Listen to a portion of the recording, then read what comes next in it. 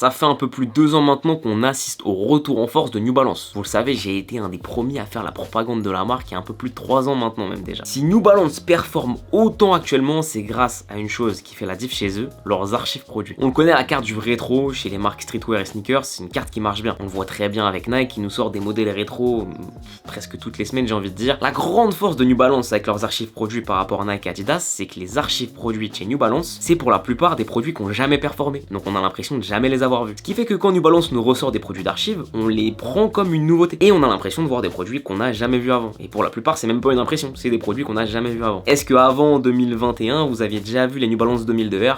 Je pense pas. Et ça marche pareil avec la paire dont on va parler aujourd'hui, la New Balance 550, qui est aujourd'hui une des top ventes. C'est personnellement une paire que j'avais jamais encore achetée, j'en ai une il y a pas longtemps et je me suis dit, c'est je pense important que je fasse une vidéo un petit peu comme j'avais fait sur les Air Max 720, j'avais fait ça sur différentes paires. Est-ce que selon moi, il faut acheter les New Balance 550 et est-ce que c'est pas juste une énième paire ultra surcotée qui coûte cher pour rien? Le but c'est que je vous donne mon avis le plus complet possible et le contexte le plus complet possible autour de cette paire pour vous indiquer est-ce que selon moi c'est une bonne paire à acheter, une bonne paire à investir et du coup pour ceux qui hésitent, ça pourra peut-être vous donner des éléments de réponse. Avant de parler purement du produit, faut qu'on revienne sur son histoire, d'où ça vient, pourquoi elle est sortie un peu de nulle part là ces dernières années, et qu'est-ce qui fait que cette paire fait grave la diff par rapport aux autres.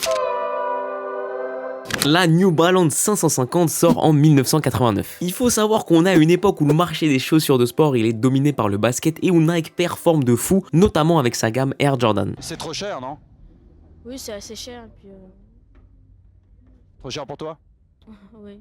Pour l'anecdote, ce qui a inspiré ce fameux logo que vous connaissez tous, c'est une photo de Michael Jordan qui portait une paire de New Balance. On voit mal sur l'image, mais c'est probablement des 650, la version montante des 550. Revenons-en à notre 550, tout part de cet homme, c'est Steven Smith. Steven Smith, c'est un boss dans le design sneakers. Voilà quelques exemples de paires qu'il a design. Il a posé les bases sur pas mal de silhouettes, mais on aura l'occasion de reparler de lui pour un format dédié à son histoire. Steven Smith, il est missionné par New Balance. Il doit proposer une alternative low à la New Balance 650, un peu comme la Dunk Low l'est pour la Dunk High. Il part alors d'une base de New Balance 480 pour en arriver à ça, la New Balance 550. D'ailleurs, le premier modèle lancé porte le nom New Balance P550 Basketball Oxford et elle est vendue au prix de 45 $. Malheureusement pour New Balance, ils arrivent trop tard, la Dunk Low elle est sortie depuis déjà 4 ans, elle a bien fonctionné commercialement et surtout, toutes les marques de l'époque ont sorti des produits plus innovants. Reebok avec la technologie Pump et même Nike avec sa bulle d'air. Du coup, la paire va être proposée à l'international, d'abord en Europe puis en Asie, avant de clairement s'éteindre à tout jamais. Elle va disparaître de la circulation, elle est presque oubliée et les seules infos qu'on peut trouver à propos de la 550, c'est dans des vieux magazines japonais, en bref rien de ouf. Enfin rien de ouf jusqu'à ce que cet homme y retombe dessus. Lui c'est Teddy Santis, créateur d'Aimé Léon Doré et actuel directeur artistique de la partie Made in USA de New Balance. En 2019 il retombe dessus, la paire est à la fois mystérieuse et en même temps elle suit grave la vague actuelle des Dunk Low, c'est pour lui le timing parfait pour relancer la 550. Et c'est comme ça que le 21 septembre 2020, New Balance relance officiellement la 550 en collaboration avec Aimé Léon Doré. Et c'est clairement ce coup de maître de Teddy Santis qui va le mener à bosser directement chez New Balance par la suite. Je pense que le mot coup de maître est bien choisi puisque 2 ans après le reboot du modèle, la 550 fait partie des meilleures ventes de New Balance. Des collaborations incroyables nous sont proposées et le modèle, il tabasse tout. Maintenant la question c'est est-ce que ce succès il est vraiment mérité? Et bah c'est ce qu'on va voir ensemble aujourd'hui. Bon, pour ce qui est des détails de cette 550, il y en a pas mal. C'est une paire qui est assez chargée, même si par exemple sur celle-ci, il n'y a pas de couleur. On commence donc avec un placement classique chez New Balance, le gros logo N. Il est travaillé dans une petite matière, je sais pas exactement c'est quoi, mais je trouve que c'est plutôt bien fini et plutôt agréable au toucher. Sur l'ensemble de la paire, on a un gros mélange entre une base en cuir et un petit peu de tissu. C'est comme une sorte de mèche mais bien rembourrée qui a l'air comme ça, bien agréable à porter. Détail qui pour moi fait pas mal la diff, c'est au niveau de la semelle, on peut voir 2 mentions New Balance, donc une New Balance et une NB. Intégrer le logo comme ça sur la semelle, c'est pas forcément super commun et c'est un truc que je trouve vraiment cool. Un autre détail qui pour moi fait la diff sur la 550, c'est la forme de ce qu'on appelle le toe box, c'est tout le dessus ici là. L'espèce de ligne comme ça, pas droite, je trouve que ça marche super bien. Enfin, un autre détail que j'aime bien, il se situe sur la languette, faut juste que j'enlève les lacets. On peut voir sur la languette un logo un peu vintage comme ça avec un ballon de basket et la mention New Balance. C'est un petit détail bête, c'est pas ça qui nous fait acheter la paire, mais je trouve que ça souligne bien l'aspect rétro de cette 550 et j'aime beaucoup ce détail. Vous voyez ce que ça donne une fois porté au pied, petit essayage donc à la fois avec un focus sur la paire et dans une tenue complète. C'est vraiment un classique basique qui marche bien. Je pense que c'est aussi le genre de paire qui peut se porter avec énormément de tenues, hein. Niveau pantalon, ça peut être des jeans, ça peut être des cargos, ça peut être des pantalons droits, chino, un peu tout et n'importe quoi, mis à part jogging. J'avoue je suis pas trop fan avec des jogging, mais globalement c'est une paire qui est super polyvalente et qui se porte assez facilement.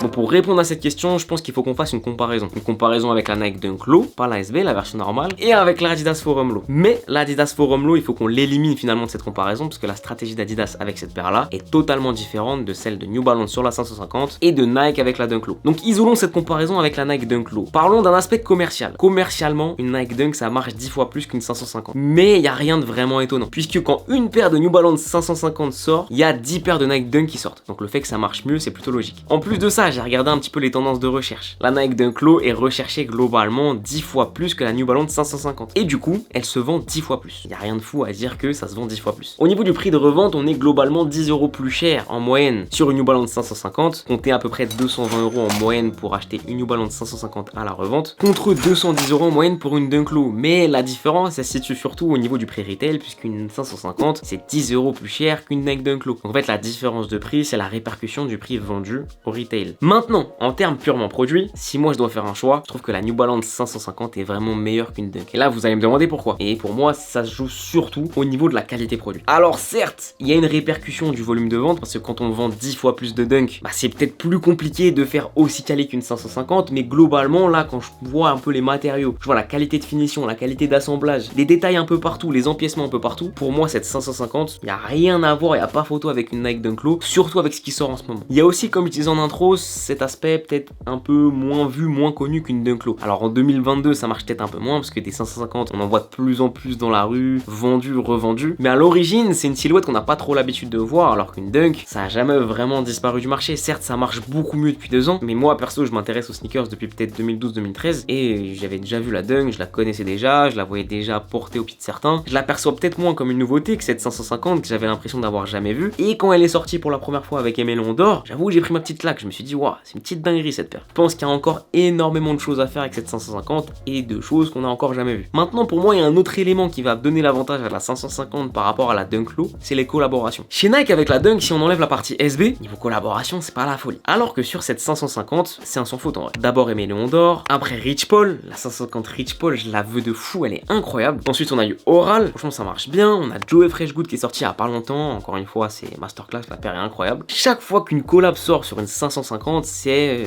un 10 sur 10 quasiment. Donc si on fait un résumé et qu'on regarde le produit en concurrence avec cette 550, on a un produit qui est mieux fini, qu'on voit peut-être un peu moins partout, où on retrouve des collaborations qui certes coûtent très cher mais qui sont incroyables, qui n'a pas encore été exploité à fond. Résultat, pour moi, la New Balance 550, ça peut être une bonne paire sur laquelle miser. Mais sinon, ce serait trop facile, cette 550, elle a pas que des qualités, elle a aussi des défauts, et des défauts qui pour moi font les vraies limites de cette paire.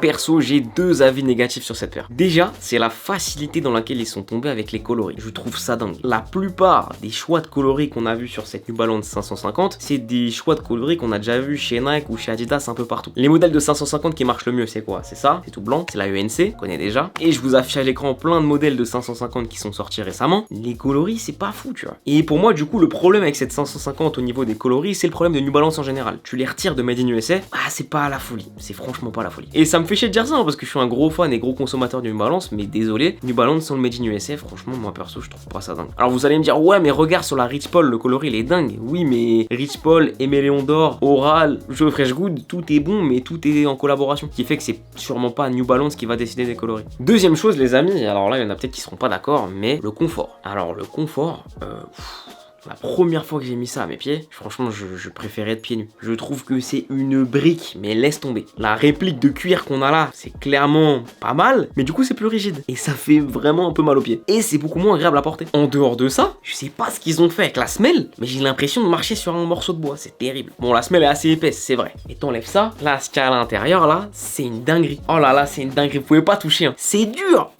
C'est horrible, vraiment c'est horrible. Alors je sais qu'il y a beaucoup de paires où en dessous des semelles c'est assez dur, mais là j'avais jamais vu un truc aussi dur. Résultat, quand je l'ai mis à mes pieds, je l'ai porté 10 minutes, j'en ai eu marre, je l'ai enlevé. Parce qu'en termes de confort, pour moi c'est vraiment pas acceptable. Du coup, la limite du taf sur les coloris, plus le fait qu'elles soient pas du tout confortables, personnellement, ça me chauffe déjà un peu moins. Et on en vient donc du coup à la conclusion, est-ce que selon moi faut acheter la paire? Et la réponse, en fait c'est nuancé. C'est nuancé parce que je pense que ça reste une bonne paire à avoir. Et moi en tant que mec qui collectionne un peu, il y a des paires de 550 que je veux absolument. Donc globalement c'est une paire que je trouve très cool. Maintenant, un peu plus de 200 € en moyenne pour une paire qui me fait mal aux pieds, qui est plutôt plate, dont les coloris bah sont pas non plus fous, incroyables. Si on est vraiment amoureux d'un coloris et qu'on a les moyens de se le permettre, ouais. Maintenant c'est clairement pas une paire que je vais recommander en premier à quelqu'un qui cherche à acheter une paire de sneakers. Voilà les amis, c'était mon analyse et mon avis complet sur la New Balance 550. J'espère que ce format vous plaît. Si ça vous plaît, mettez-moi en commentaire des paires que vous voulez que j'analyse. Et je vous mets une liste de liens vers les meilleurs New Balance 550 dans la description. Et j'en ai fini, j'espère que ça vous aura plu. On se retrouve dimanche pour une nouvelle vidéo. D'ici là, portez-vous bien, à très vite les potes et ciao.